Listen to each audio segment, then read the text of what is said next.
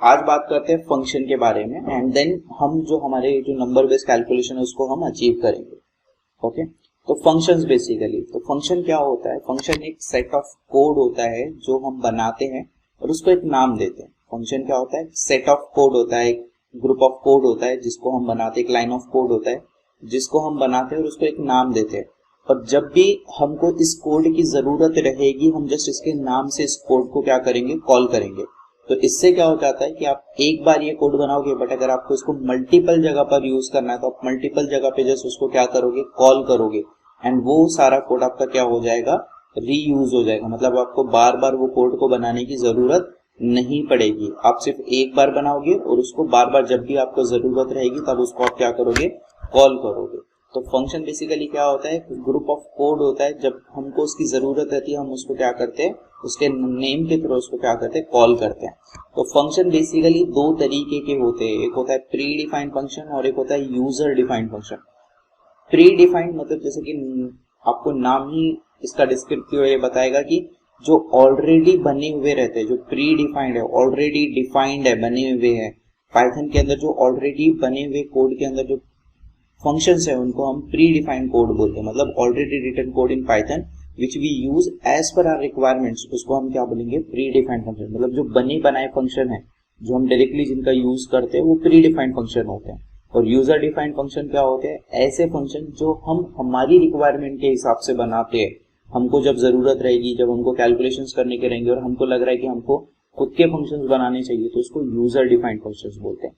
तो pre defined function मतलब ऐसे फंक्शन जो ऑलरेडी बने बनाए फंक्शंस है उनको हम प्री डिफाइंड फंक्शंस बोलते हैं। तो प्री डिफाइंड फंक्शन में कुछ फंक्शंस है जो मैंने यहाँ पे लिस्ट डाउन किया है। जैसे सबसे पहला फंक्शन है प्रिंट।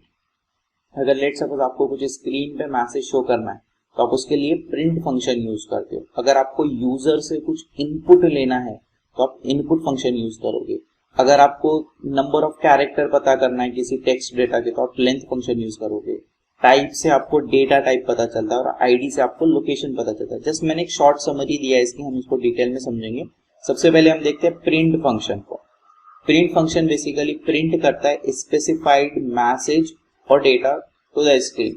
मतलब जो भी आप प्रिंट के अंदर जो भी आप लिखोगे वो क्या रहेगा? आपका एज इट इज, मतलब वो प्रिंट होगा। अगर आपने प्रिंट के अंदर, हमने लास्ट क्लास में भी इसको डिटेल में समझा था कि प्रिंट में अगर हम डबल कोड या सिंगल कोड में कुछ लिखते हैं तो वो प्रिंट द रिजल्ट करेगा एज इट इज। बट अगर आप विदाउट सिंगल कोड या डबल कोड के लिखते हो तो ये पहले उसको इवोल्युएट करेगा एंड देन प्रिंट करेगा उसका रिजल्ट। ये क्लियर है ना? Print function.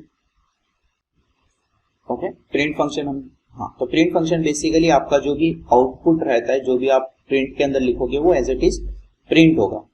और सबसे बड़ी चीज, जब आप प्रोग्रामिंग पाइथन के अंदर स्टार्ट कर रहे हो तो कुछ चीजों का आपको ध्यान रखना है। जैसा कि पाइथन एक केस सेंसिटिव प्रोग्रामिंग लैंग्वेज है। मतलब जो भी कीवर्ड्स, जो भी वर्ड्स आप लिखोगे वो आपको जैसा पाइथन का स्टैंडर्ड है, अगर कैपिटल बोला है तो कैपिटल लिखना है, स्मॉल बोला है तो स्मॉल लिखना है। ओके, बिकॉज केस सेंसिटिवनेस है पाइथन के पास, तो आपको उसका ध्यान रखना है।